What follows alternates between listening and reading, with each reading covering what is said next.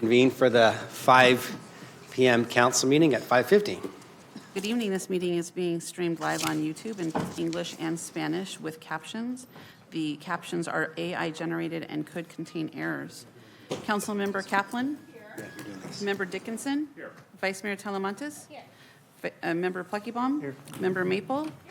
Pro Tem Guerra is absent. Member Jennings? Jennings, yes. Member Bain? Here. And Mayor McCarty, we Here. have a quorum. Okay. Yes. Councilmember Pluckybaum, please lead us in the pledge and land acknowledgement. Please rise if you're able.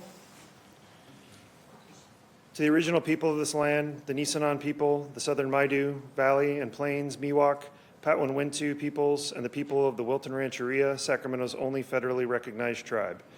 May we acknowledge and honor the Native people who came before us and still walk beside us today on these ancestral lands by choosing to gather together today in the active practice of acknowledgement and appreciation for Sacramento's indigenous people's history, contribution, and lives. Salute. I pledge allegiance to the flag of the United States of America and to the republic for which it stands, one nation, under God, indivisible, with liberty and justice for all.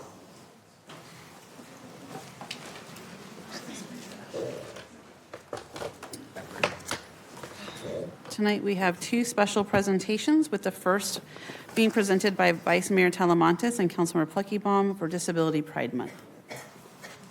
Thank you. I'm honored to present this resolution recognizing July as Disability Pride Month with Councilmember Pluckybaum.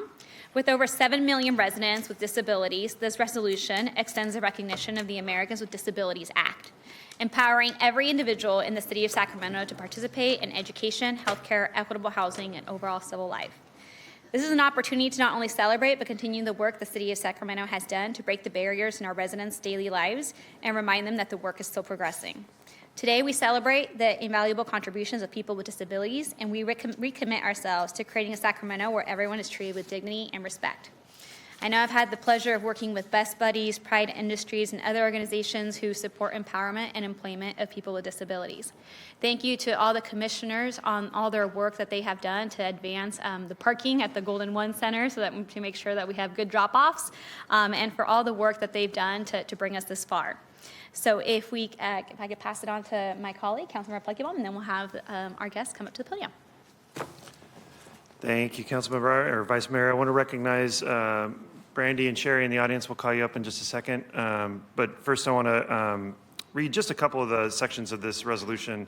Disability Pride Month is a significant recognition of a landmark civil rights legislation that prohibits discrimination against individuals with disabilities and guarantees equal opportunity in employment, education, transportation, public accommodations, government services, telecommunications. It's more than just ADA accessibility. This is about dignity and respect and equity and justice. This is the stuff that America was made to make possible. These are the kinds of opportunities that I think we really need to celebrate.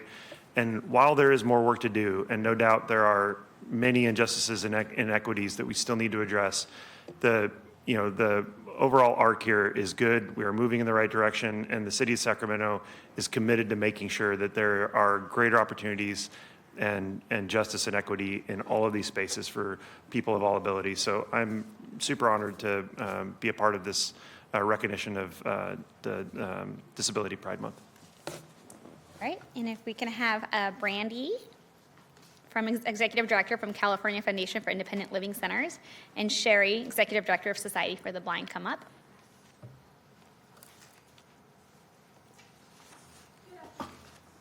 Okay. Good afternoon, and thank you, Mayor and Council members, for recognizing Disability Pride Month. My name is Brandy Blow, and I'm the Executive Director of Resources for Independent Living, or RIL.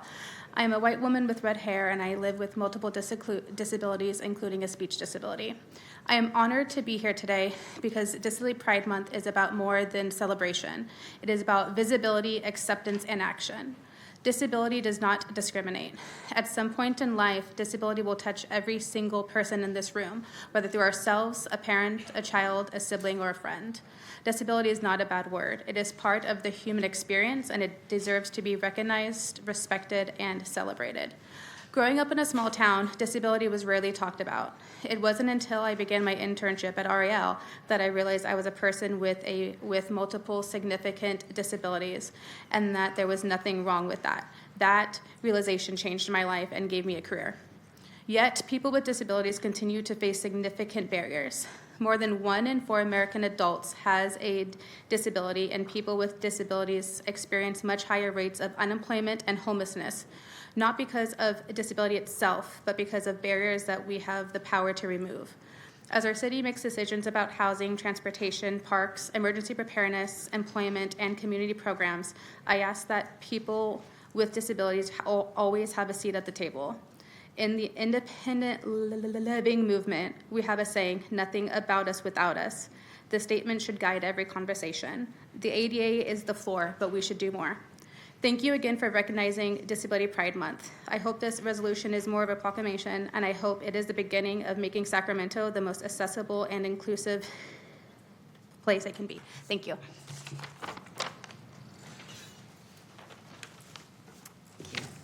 Good evening, Mayor McCarty, Vice Mayor Talamantes, Councilmember Pluckybaum, and all the members of the City Council. On behalf of everyone at Society for the Blind, I want to thank you for recognizing Disability Pride Month. And also, we appreciate the ongoing leadership and thoughtful efforts that you make in our community so that it can be a place where everyone can thrive. At Society for the Blind, Pride is about celebrating that collaborative momentum. Over half of our staff are blind, and like myself, many of us are low vision. And just recently, 2 of our clients achieved a major milestone by securing full-time employment because they received training in Meta glasses. One is working full-time at Home Depot, and another individual who lost his vision over a matter of months from an eye infection trained with us, and in a year, he's now working full-time for the state and pursuing an MBA. Their success is a beautiful reminder of what happens when talent meets an accessible, supportive environment. As we look ahead to new civic projects in the city, transit system updates, and public spaces, I want to encourage you to invite people with vision loss and other disabilities into the design process, those very early days, to ensure we build a truly accessible community. People with this lived experience bring unique, innovative insights to the table. And by all of us collaborating right from the start, we can naturally design features like audible cues, intuitive layouts, and tactile pathways that make our city welcoming and more navigable for everyone. True inclusion is a journey we all take together. So thank you again, Vice Mayor Phil Pluckybaum, and everyone for your dedication, your partnership in this resolution. Thank you. Yep.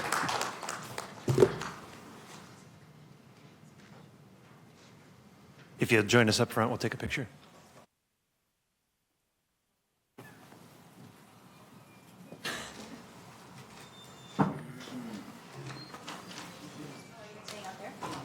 Not too many of us left, are there? I know. Where is everybody? Here, come over here. I know. Get in the center. You get in the center. You get in the You center. get in the center. You get in the center. Yeah, you're tall. You get in the center. You get in the center. Wait, now we're out of leg. Okay, here, come my way. You guys need to even out Come on, let's the. get a little balance here. There you We got go. Maple lined up. You get the rest of the people lined up. Okay, there we go. Yeah, we'll just give it a second.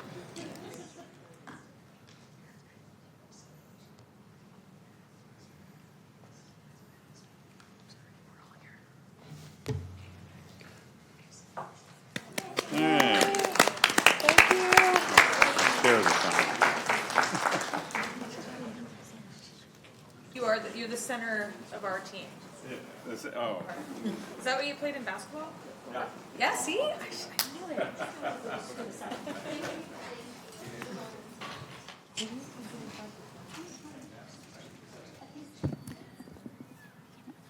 Our next presentation, presented by Councilmember Kaplan, is the National Park and Recreation Month. Thank you. I am thrilled to present July as the National Parks and Recreation Month. Here in the Sacramento region, we are incredibly blessed with a breathtaking natural landscape, from the iconic trails of the American River Parkway to historic pathways of William Land Park and McKinley Park and North Natomas. Our green spaces are the heartbeat of our city.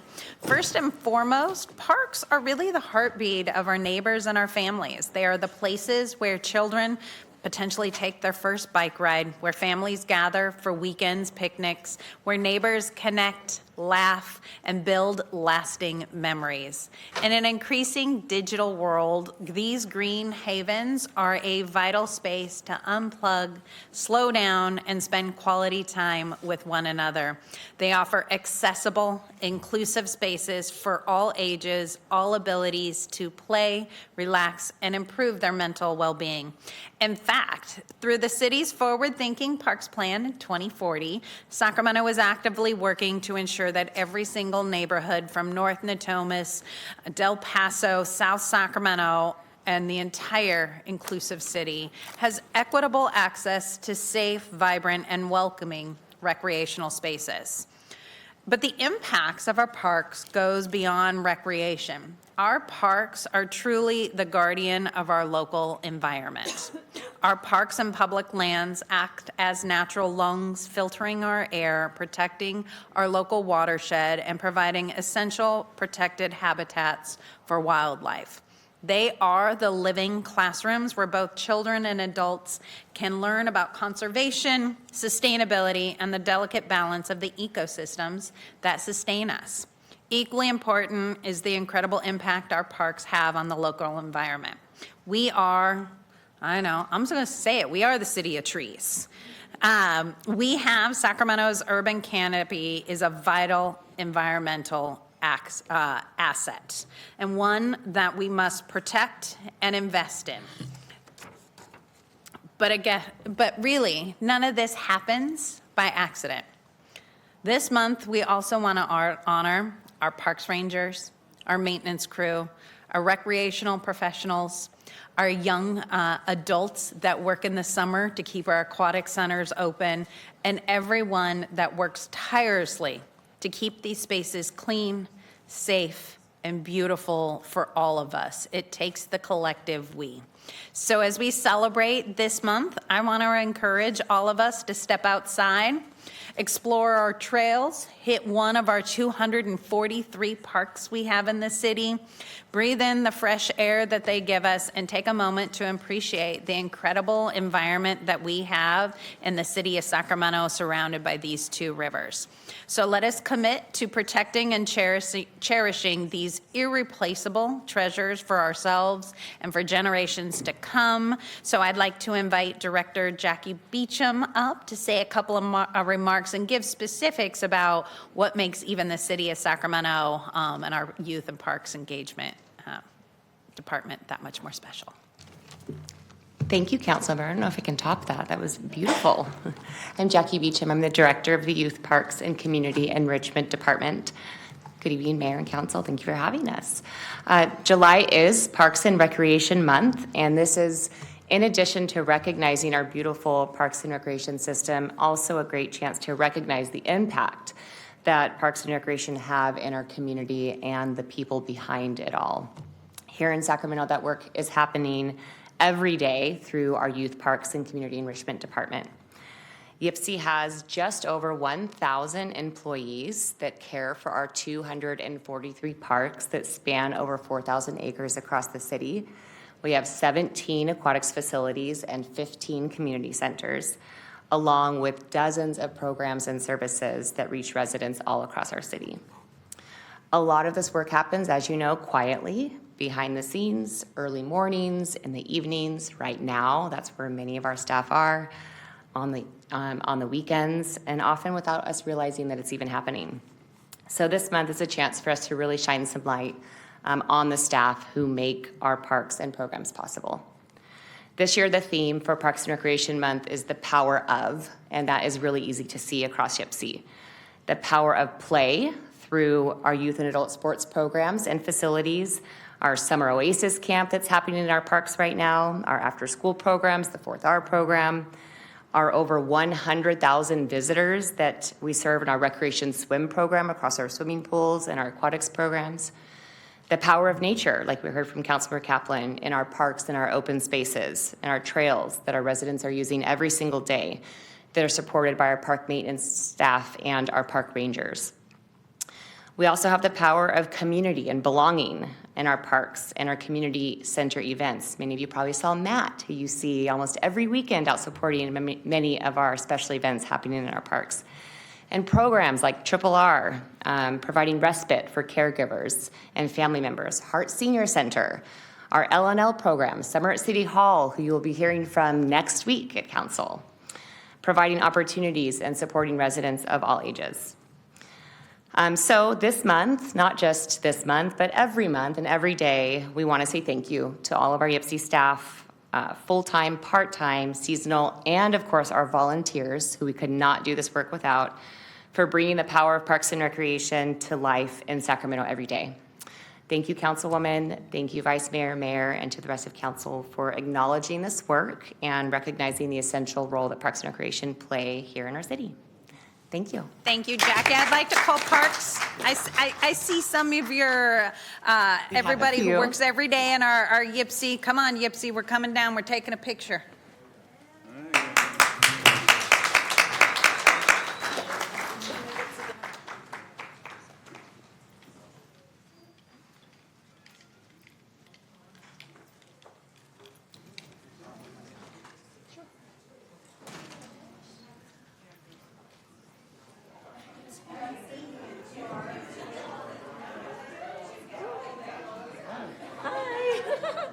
What are you?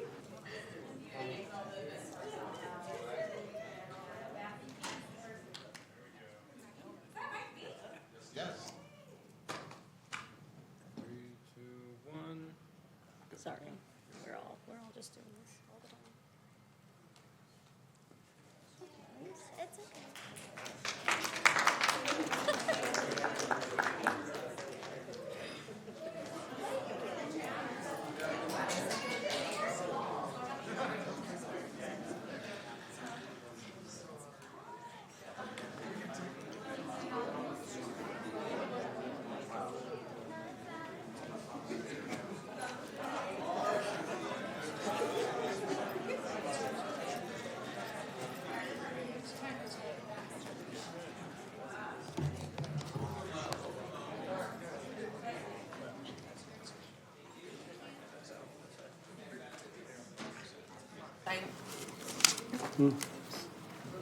Our next item is the proposed ballot measure, Sacramento City Employees Retirement System, also known as SCRS Termination Act.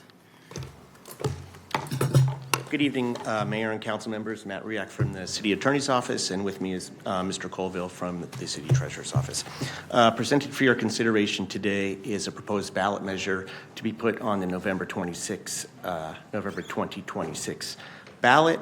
If approved by the voters, this measure would amend the Sacramento City Charter to provide a mechanism to wind down the Sacramento City Employees Retirement System. That system, also known as SCRS, is a defined benefit system created under the city charter which provides retirement benefits to certain city employees. It is a closed system. There have been no new members since 1977.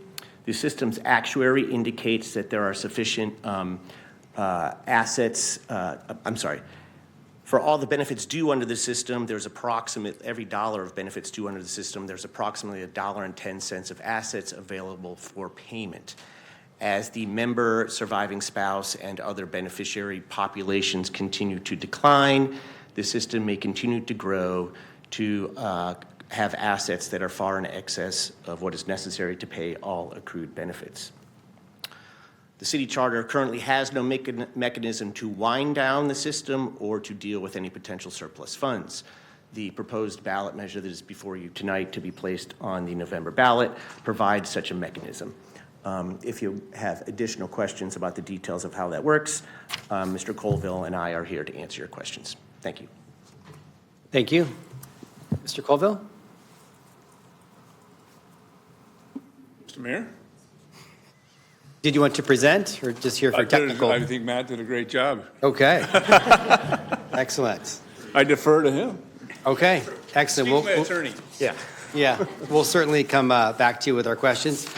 We have public comment on this item. We do have public comment. If you'll line up in the aisle, please. Ben Ratterstorff, Dan Allison, and John Vignoci. Thank you, Mayor and Council. My name is Ben. I'm a board member with House Sacramento. You know us. We are your friendly neighborhood housing policy wonks. We are here. We are really excited, not because we care a lot about pension plans, although those sound really important. We're here because we're very excited about the possibility of what the city can do with this money, which is to create a housing revolving loan fund. As some of you know, because we've been bothering you about it for years, this has been a pipe dream for a really long time. The housing revolving loan funds, they are the hottest, coolest new thing in housing policy. And the reason why we are so excited, and so many people across the country are excited about this model as it's emerging in different jurisdictions, is that it really represents a really fundamental transformation about in how cities think about themselves and their role in housing. It's a shift from a city just seeing itself as a source of subsidy to an investor in housing, an investor in itself, in perpetuity.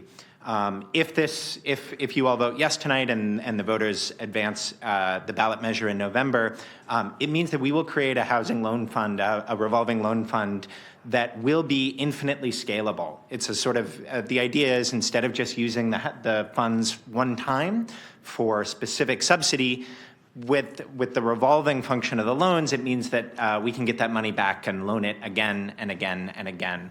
It's a model that's worked really well in the places where it's been used, most prominently Montgomery County, Maryland, where their fund, which is a little larger than ours, but they expect it to fund over 6,000 units over the next 2 decades. So we could see similarly large numbers here with a fund. We're very excited about this, and most importantly, this is the sort of investment that could long outlive any of us. Unlike the sort of things that we tend to spend housing dollars on, which are one-time checks, this creates a mechanism that could very realistically exist forever and fund housing for decades to come. So thank you. Thank you for your comments, Dan Allison, followed by John Vignoci, and then Karen Humphrey.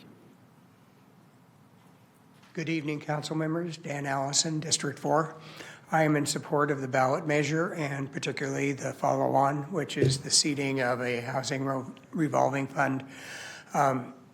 Due to the efforts of city staff and council and advocates, including House Sacramento, we removed most of the barriers to housing in Sacramento.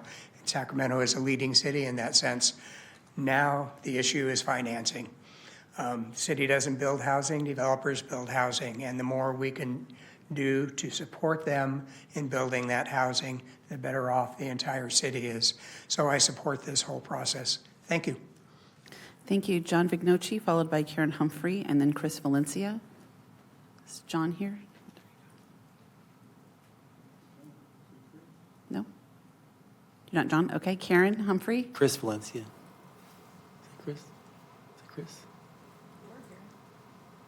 What's his first name? Chris Valencia. Mr. Mayor and members of the council, thank you for offering us this opportunity. I'm Karen Humphrey, resident of District 4, and I represent the Sacramento Area Congregations Together, SAC-ACT, Housing and Homelessness Committee.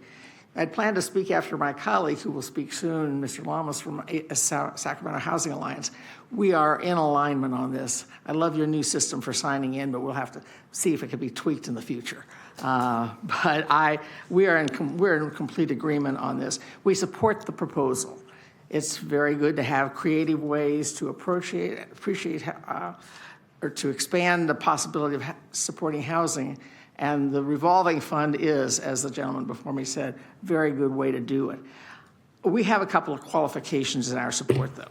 One is that we request that the resources provided by the revolving loan fund be spent for low and very low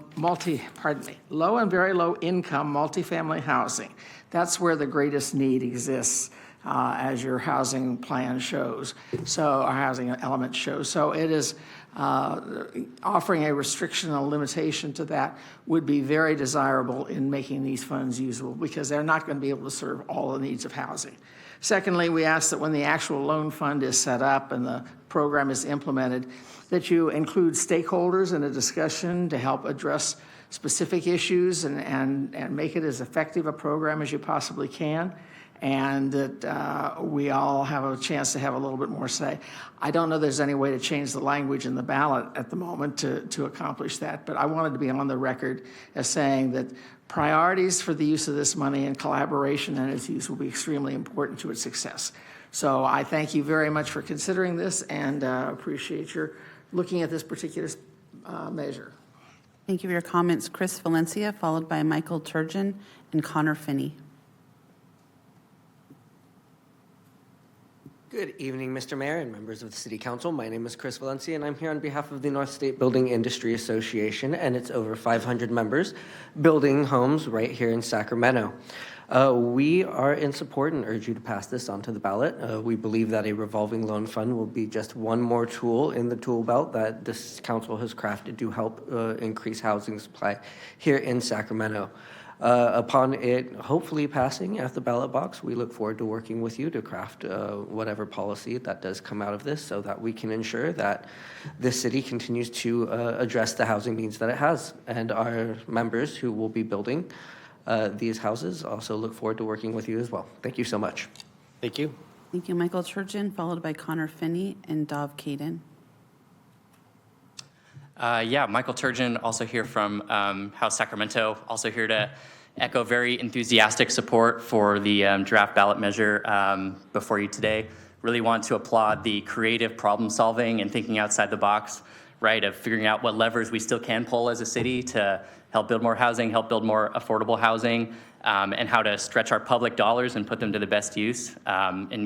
Frankly, taking advantage of a terrible macroeconomic environment with like persistently high interest rates, a loan fund steps right in there and uses that lower interest rate offered by the city as a form of public subsidy that doesn't actually drain the bank, and you can actually keep the loans coming and you can keep the fund revolving. And I think it's a great tool and it has a lot of promise. And also applaud you on ballot measure language that clearly articulates the ask to the voters, while also baking in flexibility to design a program that works, and we'll be with you every step of the way to help design a loan program that works well. So thanks again.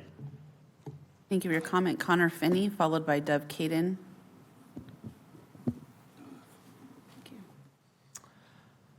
Hey, everybody. Thanks so much for taking the time. Ben and Michael and Dan have already given great arguments for this loan fund, so I don't want to belabor the point here. I think this is a very exciting idea.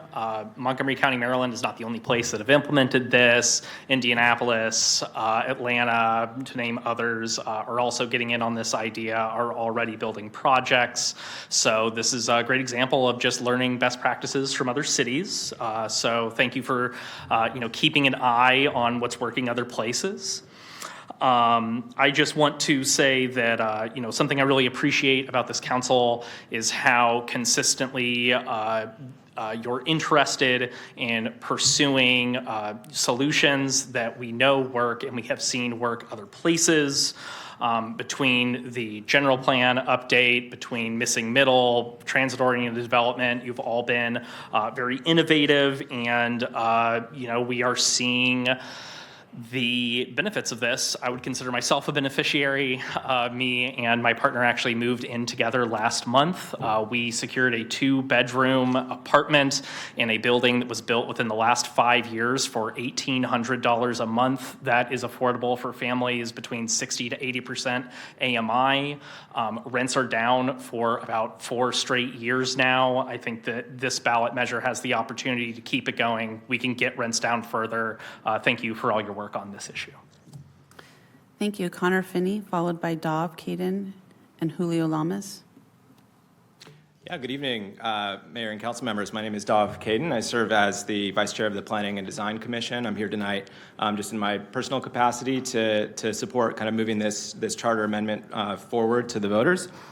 From my seat on commission, I see a lot of the city's development pipeline, and, as is referenced before, thanks to your leadership, we've spent really the last decade kind of setting the table for that pipeline through really progressive regulatory and process reforms. But unfortunately, there are, a serious chunk of that pipeline that is just sort of sitting dormant. It's not because of process that really has been cleared. It's because of capital. Capital is very expensive right now. This is sort of a gap that our land use reforms really cannot close on pieces of paper, right? But a revolving loan can actually begin to do that. And Montgomery County has proven that this model works, as was referenced before. I think it's a fantastic sort of one-time opportunity here to sort of put our money where our mouth is on housing. So once again, thank you so much for your leadership on this. Thank you. Julio Lamas, followed by Devin Lecluse.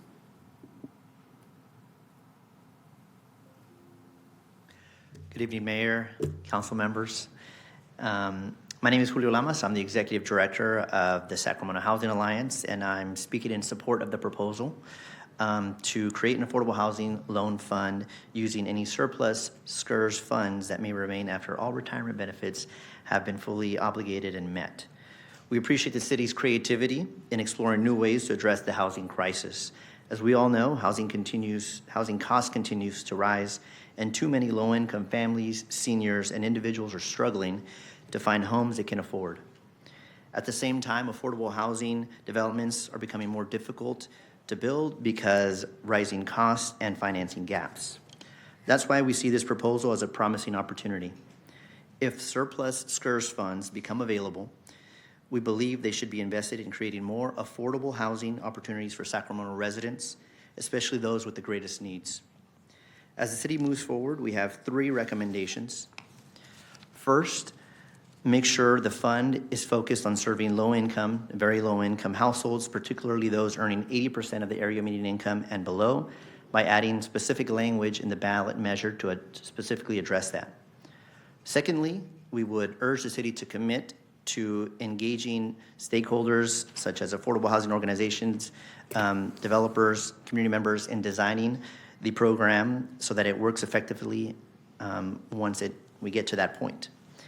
And third, to consider using the funds to support early pre-development costs, which are often the hardest dollars for affordable housing properties to secure and can make the difference between moving them forward or not. We support the council's efforts and look forward to working with all of you to ensure the opportunities has the greatest impact for Sacramento residents who are struggling most with housing affordability. Thank you for your time and your leadership. Thank you for your comments. Devin Lecluse. Good evening, Council and Mayor. Thanks for having me. First, just to commend the City Council. We're a pro-housing city. Let's keep doing that. We desperately need housing, and this measure would obviously support that. As a graduate of the City Management Academy, City Planning Academy, and the Small Developer Incubator, I can tell you that obtaining financing as a first project for a new developer is nearly impossible because most lenders need you to have at least one project before they'll finance one project. So it's a chicken and egg that just can't be hatched. So in addition, as we saw with recent changes to the motel shelter program that adversely impacted dozens of people, we need to invest in protecting our most vulnerable neighbors. So part of the fund development, rather than using it for a pool of money that might be directly oriented to for-profit market rate housing, a wise use of these dollars would be to make them go a lot further to benefit more people. This could be done by starting a public bank backed by the FDIC, where those public funds could be used to preserve and build affordable housing, while also leveraging private banking partners, community reinvestment funds, community development block grants, and other existing financial mechanisms to help fund missing middle projects and affordable development projects. SAC Act, League of Women Voters, and other organizations have been laying the groundwork to create public banking system that would help stretch the $20 million and go a lot further and help a lot more people and ensure Sacramento has housing availability at all income levels. Thank you. Thank you. That concludes our speakers, Mayor. Okay. Thank you. Back to the council. I just want to start and thank our city attorney or city treasurer for working on this issue. I know it has broad support of the council and addresses some of the top issues that we're trying to focus on in all of our districts and citywide, addressing housing and homelessness, and I'll get to the second in a bit. But just the big picture, so tonight's action is to ask the city council to put the measure on the ballot, which would phase out kind of a defunct pension system and focus on what to do with the residual amount and put it to good use. And this is a fabulous idea. I know the city treasurer went to all of our offices and asked us about ideas, and this came up individually. I know, Ben, you said your group has been talking about this. We didn't hear from you. Multiple council members talked about this because we think that it's a great opportunity to focus on housing. But, sometimes we vote up here and put one-time awards for projects, which is great. But we thought, what if we could use it over and over and recycle the resources? And, I use this model, as you may remember, in the state for student housing. And just kind of love this idea because we're doing it today with this once-in-a-generation opportunity. What happens if we have a big, AI surge and revenues coming to our city with explosion of technology and companies in 5 years, and we have one-time money? What could you do with that one-time money? Sure, you could build a new fire station or use money for infrastructure and so forth, but this is a great place to park one-time money to invest in the current and in the future with the replenishment factor. So, fabulous idea. I know there are some details that some people are asking questions about today. If this measure passes the council tonight, and if the voters are engaged to go forward, we will come back with the program and focus on, what the rules are, who would be eligible, what are some of the, ways that projects could utilize it, how many projects, the details will certainly come back in the future. But back to the issues of housing and homelessness. Certainly this is about housing, but just think about homelessness for a little bit. It's certainly an issue wherever we go, but in this past few months, we got back our point-in-time count for homelessness in the city of Sacramento. And unsheltered homelessness has gone down by about 20%. Sheltered homeless, people in shelters and motels, tiny homes, wherever in the city, has gone up significantly. So what does that mean? People aren't able to graduate somewhere else. And so we've seen some of these projects, like the ones we're alluding to tonight, some of the ones we're focusing on in Mr. Dickinson's district, where we can, focus on projects that are, way less than $500,000 per unit, sometimes $200,000 and $300,000, focusing on people that are formerly homeless, and really address that issue, getting people to get off of the streets, into shelter programs, and into permanent housing. So this is a big piece of the puzzle, and certainly pleased that our treasurer was looking for innovative ways to tackle our problems, and this is certainly something that came up tonight, and thank the council for engaging on this as well. I know we spoke about this a month ago, but I wanted us to spend the break engaging stakeholders, business groups, housing groups to focus on what this really was and come back and vote on it potentially tonight. So, at the right time, I look forward to an action item on this. And with that, Councilmember Maple. Thank you, Mayor, and a really great setup. I first want to say, again, I want to thank the treasurer for all the work that you've done. I know as a little bit of background and history, he's not here today, so I'll sing his praises. Myself and Mayor Pro Tem Guerra submitted a policy proposal about a revolving loan fund. I think it's now been 2 years ago. But it was an idea. It was a concept of, hey, here's what we're seeing in other cities. But frankly, we were like, well, we don't know how we would fund it. And so what did we do? We went and met with the treasurer and said, what do you think? And that's when this was first brought to our attention as an idea. And so we're just so grateful that the time that you spent to look into this as a possibility. And mostly because this is, I can certainly say from my perspective, but I'm sure this might be true of the other council members on the dais, that housing is the #1 issue that I hear from my residents. People are very concerned about their ability to stay in their housing, to find housing that they can afford, and especially on the ends of the spectrum. So we have young people and we have seniors. And that's where the struggle is. And so it's I think of the utmost important that we continue to invest in creative ideas. As some of the speakers had mentioned, we are one of the most progressive cities in the entire United States of America in terms of the policies that we have passed to make it easier to build housing. I see our wonderful housing staff here in the audience who have worked on this for many years, and that's great, and we should be really proud of that. But guess what? Just removing those barriers alone doesn't make the housing come to fruition. There's more that needs to happen, and that happens through development and through funding. And that's oftentimes where local governments struggle the most. We don't have endless pots of money to build housing. We certainly don't build it ourselves. And so we have to create an environment where it can be built. And so the genesis of the proposal that we submitted was we had a lot of different, both myself and Mayor Pro Tem Guerra, who represent a lot of the aging business corridors like Stockton Boulevard and Franklin and Broadway and Florin and Mack Road. We had a lot of projects that would start and stop. And they would stop because they would have most of their funding lined up, they would have all of their approvals in line, and they just couldn't make that last little bit of money work. They couldn't figure out where they were going to find that piece. And then when they went to the banks told them that they could, sure, you can get a loan, it'll cost you 10%. And that just wasn't going to work for them. It wasn't, and then they wouldn't be able to build a project that would make sense to rent out or sell. And so it wouldn't have made sense for the residents because they wouldn't have been able to afford the rent on what they were paying with the interest. And so ultimately those projects stalled and failed.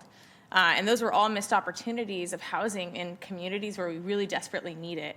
And so we got to thinking about what is a possible solution for this, and that's where the revolving loan fund come in. And I think it's so important that the revolving piece is we have a lot of opportunities at times for state and federal money where we get money that comes in and then it goes out and it's a grant. And those are great because that can make 1 or 2 projects happen. But once that money's gone, it's gone. What's great about a revolving loan fund is we're loaning money out at a reduced cost compared to what a bank might loan it for, and we're getting that back. That means it's coming back to the people, and we're getting more back that then we can put back into other projects. And so the tagline, I can't take any credit for it because I got it from former Mayor Steinberg, was the idea is why don't we invest in Main Street instead of Wall Street? So right now, a lot of this funding goes into investing into the stock market, and that's great. And our treasurer does an incredible job, which is why we even have the money that we do in this fund, in those investments. But now we can take that and have real tangible benefits in our own community, something that you can see, you can feel, that your neighbors can live in, that your grandparents can live in, and we can do that into perpetuity. So that's the vision and the goal.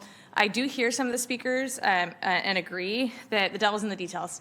So the implementation plan is going to be so important. So while it won't be in the language of the ballot measure, I maybe as direction in the motion that I'll make that we have that stakeholder process for implementation. I think the other thing that we have to keep in mind here is this would be in perpetuity. So the problems that we may have now in our housing plans in RENA, whatever it may not be the problems that we have 50 years from now. And so having flexibility and this council and future councils to determine what those needs are along with the community is going to be really important in the implementation, which is why I'm really glad that it's a separate process and not a part of the actual language. I think we've seen what's happened in other ballot measures in the past is when you're way too prescriptive, you end up with something that may not make sense 20 years from now with the conditions. And so I really invite everyone to be a part of that process. But we got to do step 1 first. We got to make sure the fund gets wound down in order to do the next step. And so I'm excited at this first step. And with that, I will make the motion to approve a charter amendment ballot language regarding the Sacramento City Employees Retirement System SCRS Termination Act for placement on the November 3rd, 2026 general municipal election ballot. Second. Thank you. Okay. Motion is second. Councilmember Dickinson. Thanks, Mayor. I applaud both Mayor Pro Tem and Councilmember Maple for raising this idea. I think it's one that we have all gravitated toward in various ways, and the mayor mentioned it regarding student housing at the state level, to look at how we don't just use money one time, but we have a reoccurring source of money to use on a continuing basis. And so we're in the fortunate position of this retirement system coming to a halt, coming to a finish. I don't know if it's a halt, but it's a finish line that creates this opportunity. The one item I wanted to just raise because it reflected the conversation we had the last time this came up just before the break was we talked about, and I asked specifically if we could include mixed use development, including housing, in addition to what Section 3 describes as affordable housing and market rate housing with affordable financing components. And so the first question is whether mixed use could be accommodated within that terminology or not. If so, fine. If not, perhaps we could add it. Yeah. So, Matt, I don't know if you want to opine on whether you think it fits within the contours of this language. If so, that's fine. But if not, maybe we do. I mean, this will be, I believe this will be the discussion and the details fleshed out when the council takes up the policy discussion if this measure passes. Yeah. Okay. I just want to thank you for that. I just On record. Have it on the record that we're talking about mixed use too. So with that, let's gain speed and hopefully approval in Thanks. Okay. Vice Mayor Talamantes. Thank you. I agree with a lot of the people that came up to speak. That I know the details will be later, but I'm very interested in affordable housing, 30 to 60% AMI, the very affordable housing as we come back. And also, I just kudos to our city treasurer, Mr. Cobell. Thank you so much for being creative, being innovative, and I don't know you don't come to city council often for a lot of items, but this is like your big baby, and here you are being able to present it, and to our city attorney, thank you so much for your work on this, and really looking forward to next steps. I don't know if you want to comment. Well, I'd be remiss if I didn't. Stacy Hussey's the one who came up with the idea. She's my chief investment officer, and she's the one who's really doing a great job since I turned over the portfolios to her. I mean, this year we did over 13%, our actual assumption 6%. So the 110 that Matt mentions can probably be close to 120%. That's amazing. And then Matt and Jeff Massey in the attorney's office, they've done great things for this. So I'll take the credit, but I'll distribute it towards you. Well, thank you, and that's why I just wanted to punch up real quick to give you and your office, kudos on the work that you do, since we don't get to see you very often. So thank you.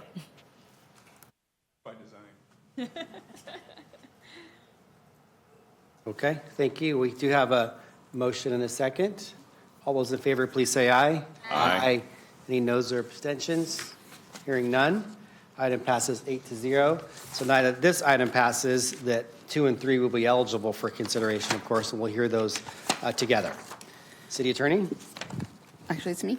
We're going to have item 2 is the municipal election to call and give notice to the submittal of the voters and a question relating to the Sacramento City Employees Retirement System Termination Act. And the subsequent item is the November 3 municipal election calling for an impartial analysis and selection of the argument authors for one measure. Okay. So item 2 is the call and give notice to the submittal of the voters a question related to the SCRS System and Termination Act. It's the same item you just approved. For item 3, election code 9280 provides that the city council may direct the city clerk to transmit a copy of the measure to the city attorney for preparation of an impartial analysis. The impartial analysis would be due back to the city clerk no later than July 31st at 5 p.m. In order for the council to secure its position in the selection of the ballot arguments, in the event the clerk receives more than one argument in support or opposition, the council may select who will author and file the ballot arguments on the city council's behalf. This action ensures that the City Council's arguments have priority for printing in the official voter guide pursuant to selection criteria in the Elections Code. If the City Council or authorized members do not submit an argument for the measure, any individual voter who is eligible to vote on the measure, a bona fide association of citizens, or any combination of voters and associations may submit an argument in support or opposition. Up to 5 authors' names will be printed on the argument. If the City Council as a body chooses to submit an argument, at least one of the council members should be designated as an author. If more than one argument is received for a given position, the clerk will follow the criteria outlined in Sacramento City Code, which provides that the following author priority: the City Council or council members authorized by the council, a charter office or department director, or any eligible individual to vote on the measure, a bona fide association of citizens, or combination thereof. Prior to the election, the City Council shall adopt a resolution that establishes the regulations for preparation of the ballot arguments. Council took that action earlier at the 2 p.m. meeting today. Primary arguments are due in the office of the City Clerk no later than 5 p.m. on July 31. Both supporting and opposing arguments must be received in order for a rebuttal argument period to be submitted. If arguments, both supporting and opposing, are appropriately received, then each side will be given opportunity to provide a written rebuttal. Rebuttal arguments, if required, are due in the office of the city clerk no later than 5 p.m. on August 10th. And that concludes my presentation. Okay, thank you. Do we have speakers on these? We do not have speakers on item 2 or 3. Okay, thank you. Councilmember Maple? Mayor, question, do we need 2 separate motions? If we can do item 2 and then item 3 separately, Okay, that would be great. so I'll move item 2. Okay, second. Motion and a second on item number 2. All those in favor, please say aye. Aye. Any noes or abstentions? Hearing none. Passes 8-0. Thank you. And for, was there like a specific one? Yes.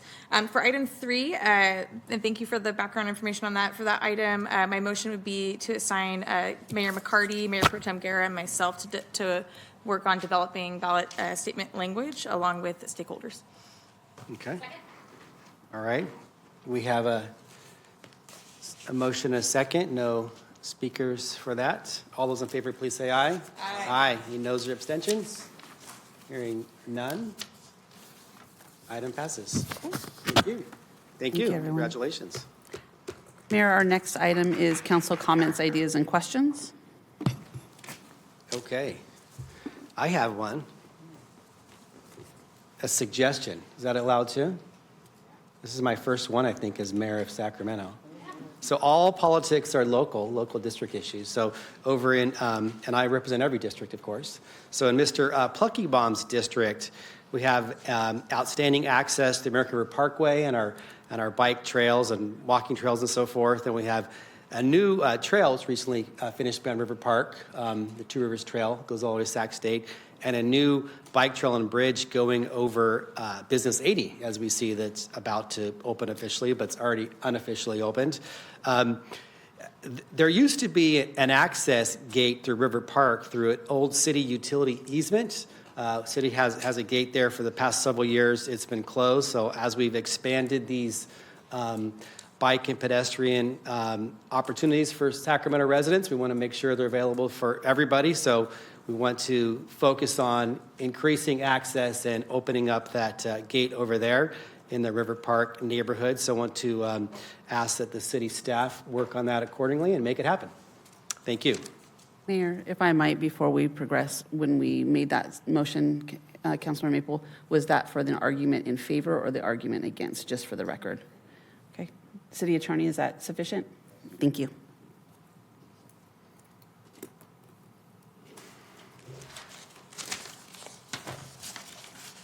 Okay, thank you, Councilmember Kaplan. Thank you, Mayor. I have my AB 123 report. I am an at-large director for Cal Cities, and we had a board meeting this past week down in Redondo Beach. There was a lot of healthy discussion of Cal Cities' positions on propositions.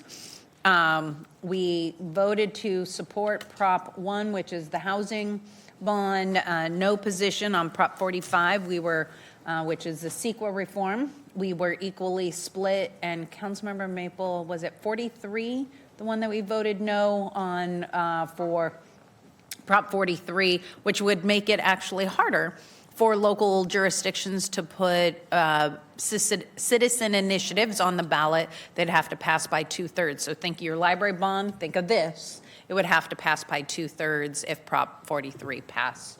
So, yep. Was it 43? Yeah. I don't know. I'll look it up. I think it was 43. But that's my 1, 2, 3 report. Okay, thank you. Councilmember Maple. Thank you, Mayor. I also have the same AB 1234 report. I also attended as a Cal Cities board member in Redondo Beach. Don't want to add to anything that Councilmember Kaplan did. Great job. And I have an additional 1234 report. So myself and Councilmember Jennings attended the SACOG Peer Region Tour in Minneapolis, Minnesota. That was at the end of last month, but I haven't been here at a meeting since, and so I am making that report now. And we had an incredible opportunity to learn from their Metropolitan Council, the various city councils of the Twin Cities, and learning about some of the innovative programs that they're doing there.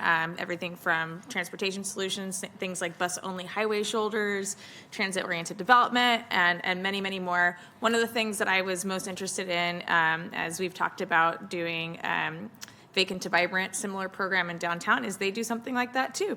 And they call it chameleon shops, and there's all kinds. So there's a lot of different opportunities to look at what other jurisdictions are doing. And Minneapolis is a true peer region to us, not just in terms of some of the programs that they're doing, but also in terms of population. It's very analogous to Sacramento. So it was great to see a city that is similar in size to us and some of the similar challenges and how they're managing their solutions. Thank you. Okay. Thank you. Councilmember Vang. Thanks, Mayor. I just have some announcement and also an AB 123 report. First, I want to give a shout out to my staff. Hi, Ms. Cervantes, if he's watching this. Today marks his 8 years as full-time staff with the district office. He actually started as my intern when I was a scheduler for Councilmember Carr, was my intern for 2 years, and then was hired by Councilmember Carr, and then he stayed on. He's one of the, on the 5th floor, one of the longest standing staff on the 5th floor in the mayor council office. And then also want to give a shout out to Samantha too, because today she officially has been with my office for 4 years, and she is our director of strategic engagement. So shout out to the team. As I always say, it's the team that makes the candidate, makes the elected. It's never the elected, it's the team that you're with. And then just want to do a quick announcement. Encouraging folks to join the city's Department of Public Works Mobility and Sustainability team for their urban biking and scooting 101 class this Thursday, July 23rd at Valley High North Laguna Library. Come learn the basic of biking and scooting on street in Sacramento. The class will be indoors and no bicycle or scooter is required. And you can sign up, get some free swag, go to sacramentobikes.org. And then for my 1, 2, 3, 4 report, just wanted to report that this past month, I had the opportunity to attend a local progress conference in Baltimore and connected with many local city council members across the country, really discussed lessons learned from Minnesota on the ways in which they were holding the line to protect immigrants. Additionally, it was also really great to connect with other cities during the workshops about some really creative ways that local cities are actually addressing affordability. Right now, just some recent stats, 60% of people across our country is worried about affording everyday expenses. 75% of Americans have cut back on non-essential expenses in the past 6 months. 57% have delayed major purchases in cities across the country. And so I thought some cool solution I just wanted to share, and we're going to be doing more research, is some cities are actually doing this, and I think Sacramento can also learn and figure out what worked for us. Some of these solutions includes banning grocery from sharply raising prices to unfair levels, especially during city emergency. We call it a city emergency in the city of Sacramento. There are several cities that has done that. Other city has also ended rental junk fees and passing other policy on corporate fees if they operate within the city. I thought that was really cool. And then also banning grocery and surveillance pricing in our cities, because they could just change the price in one day, within minutes. And so I thought those were really innovative ways to address affordability and have it directly impact our residents.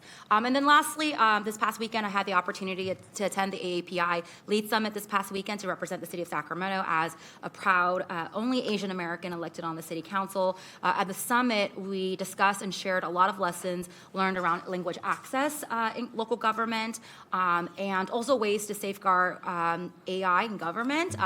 Definitely a really robust debate during the summit about how to incorporate AI in government, but took a lot of notes and really excited to share that with our city manager. And those are my report for AB 1234. Thank you. Okay, thank you. Councilmember Jennings. Thank you, Mayor. I want to first find out if anybody out there likes a free concert that includes jazz. Anybody out there like that? Yeah. Okay, so I'm going to give you an opportunity to come this Friday, the 24th of July, at the Marriott Park in the Pocket area of Sacramento to listen to the velvety tones of the Alex Reyes Quartet. That'll take place from 6 to 8 p.m. for this free, I did say free, community event. You bring your picnic chairs, your blankets, your friends, your family, and enjoy a relaxing summer evening and I hope I'll see you all there. This is our second one. We did Vivian Lee this past Friday. We're going to do Alex Reyes this Friday, and then the next Friday after that, we have another one. So you got to come to this one to find out who's going to be at the next one, the third and the fourth one. So we call it Jazz in July. Got to come on out there, tell all your friends about it. We want a big crowd like we had for Vivian Lee. And then the final announcement is Music in the Park. This is going to take place on Sunday. Come meet the Curtis Park for Music in the Park from 6 to 8 p.m. to experience the soulful sounds of the Northern California country and rock and roll with Steph Cali and the six-piece band.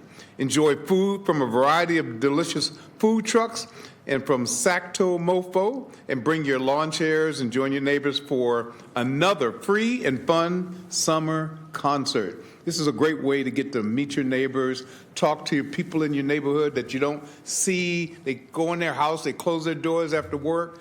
This opportunity for everybody to come together and just have a great time. So come on out. I promise you, you'll enjoy it, and you'll sit there and you'll do this all night long.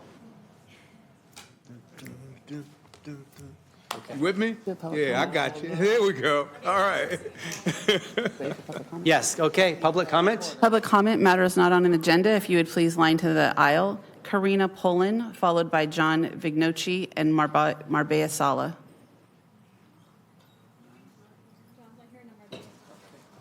I believe Karina is here.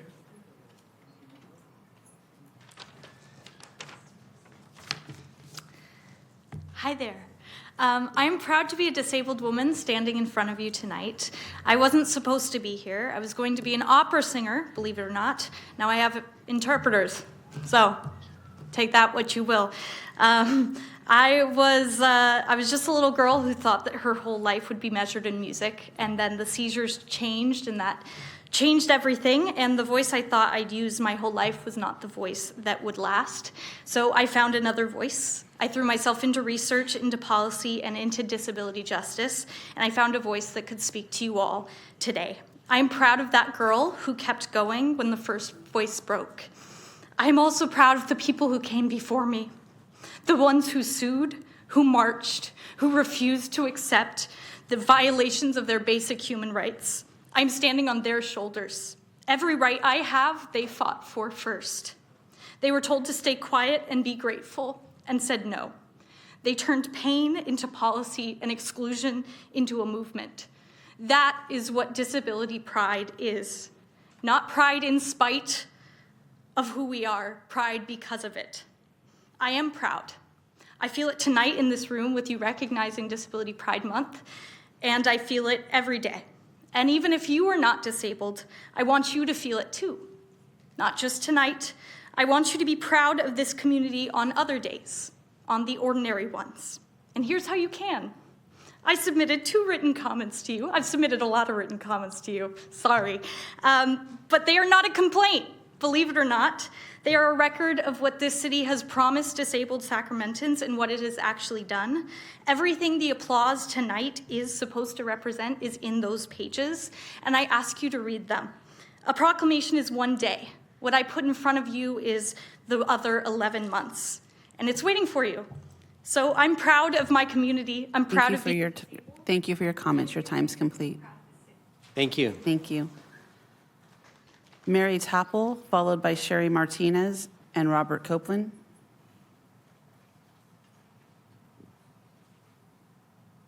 Hello, Mayor, members of the City Council, and city staff. I'm very happy to be able to address you tonight on the continuing saga of our continued need for public safety and public health cleanups along the Sacramento Northern Bike Trail.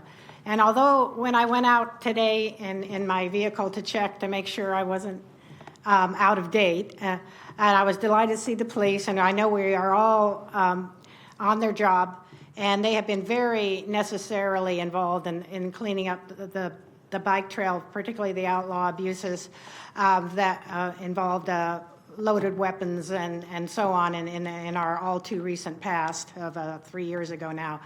But anyway, I still want to take put your attention to, and all of our attentions to, some of the continued problem areas that need continued monitoring and cleanup. Also, we're all grateful to the park safety rangers and our city maintenance staff taking out the garbage. But there's a pinch point where you can enter along the Sacramento Northern Bike Trail to our Great American River Parkway, and it's the right, month, another National Parks and Recreation Month. It's the right month to continue to recognize this, and that's near where the old so-called Camp Resolution site was. This was a very violent site, and periodically still people come and bring loose dogs who are acting aggressively and put up tents and piles of garbage, etc. The other one is at the Grove and Altos exercise gazebo. Periodically, it is so loaded with people who are not there to use the exercise gazebo for publicly welcoming purposes, but to occupy it. This needs to be continuously cleaned up so the general public Thank you for can your use it. comments. Your comments Thank are you very complete. much. Sherry Martinez, followed by Robert Copeland and Russell Dawson Rawlings. Good evening. I'd like to back up what Mary said as far as our trail at where the old Camp Resolution was. There was a really bad setup, and it had been cleaned up here recently, so that's great. Thank you. Now there's a bunch of rubbish, but I think, hopefully the city can get to that and continue to keep our trails clean. I am proud to announce the third annual D2 Bike Fest will take place on Saturday, October 3rd at 10 a.m. At 11 a.m., we'll embark on a short community bike ride followed by a complimentary lunch. We'll also have a free raffle of bikes. I'd like to thank Sacramento Bike Kitchen, the American River Bike Patrol, Bike Party Sacramento, Sacktown Cruisers, West Coast Wednesday, Fairfield Bicycles, Attic Man Heating, Cooling and Air, Slow Down Sacramento, Hope, Harmony and Healing, and Mayor McCarty for joining. Heard that today.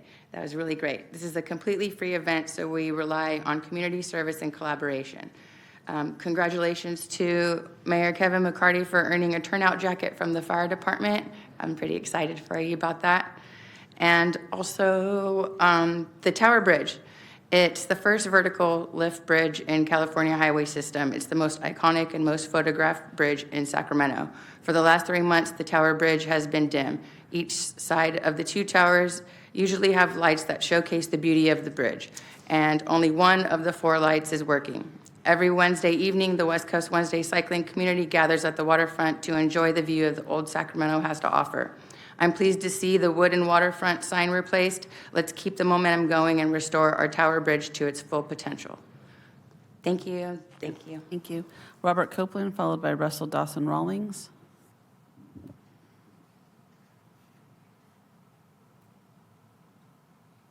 Hi, my name is Robert Copeland. I'm a Vice President of Dogfight with the Disability Rights Group here in Sacramento. I spend more time at the Capitol at hearings. Sacramento must do better for the rights of disabled people here in Sacramento. Whether it's housing that's accessible, I don't hear that from any of you. I mean, a lot of the housing is not ADA compliant that's being built. And 30 counties in Sacramento, a 1-bedroom apartment is more than the entire SSI check. The median rent for an SSI person, including Sacramento County. And we're a pro-housing city? I don't think so. We need to build more housing that's low income and very low income. And last of all, you want to make a non-smoking city? There's going to be a lot of people against that are smokers and want to support my bank for Congress. Thank you. Thank you. Russell Dawson Rawlings, followed by Lambert Davis and Brian Krall.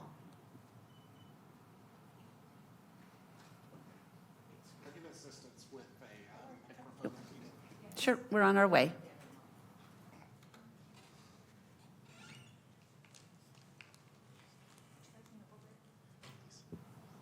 Thank you, Mayor and members of council.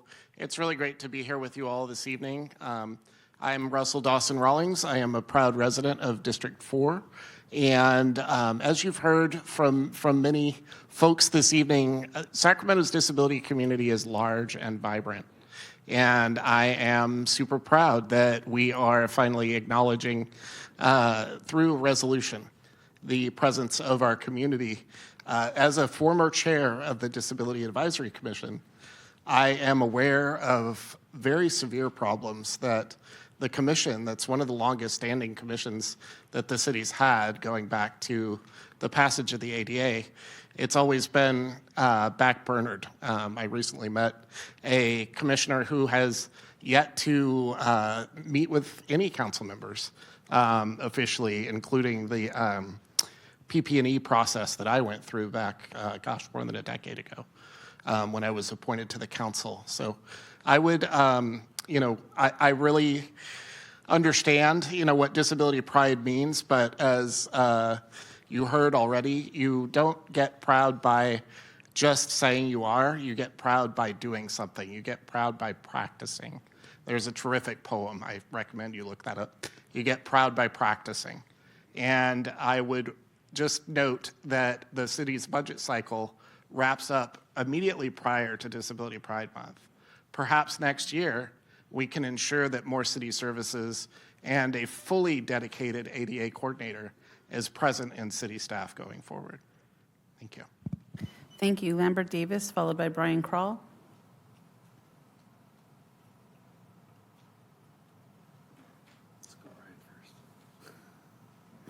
He's already moving.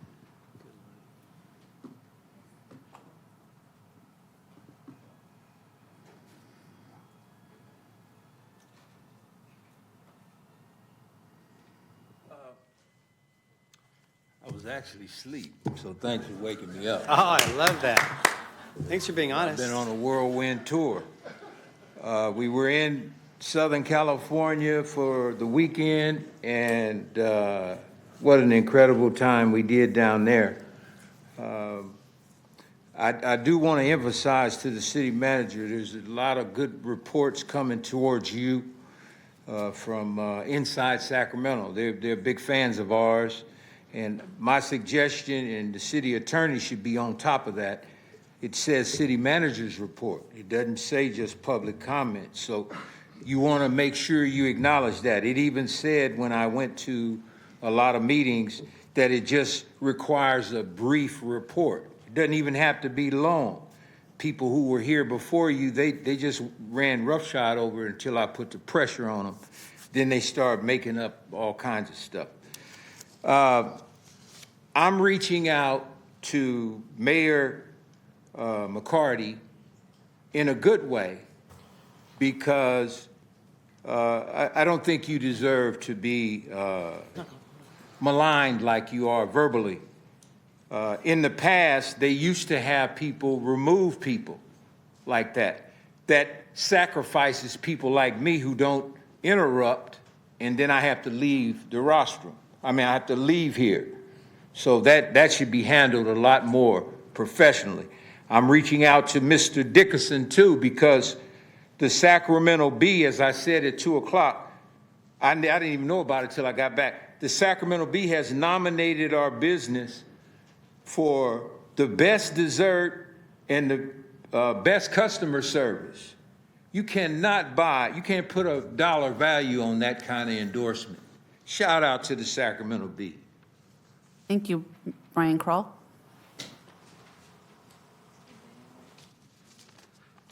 Good evening, City Council, Mayor.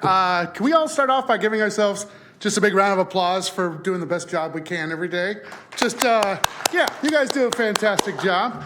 My name is Brian. I'm the founder and executive director of the Sacramento Comedy Spot. We have been on 20th and J Street for 17 years. This is my 25th year making funnies in Sacramento. I'm very happy to be here. I love Sacramento. I super love Midtown. I'm here with a bunch of people from the Comedy Spot that help make this city a funny place to be and spread laughs throughout the city. And I'm here today because I just wanted to talk to you and ask you if we could possibly reverse rolling out restrictive parking on 20th around J Street.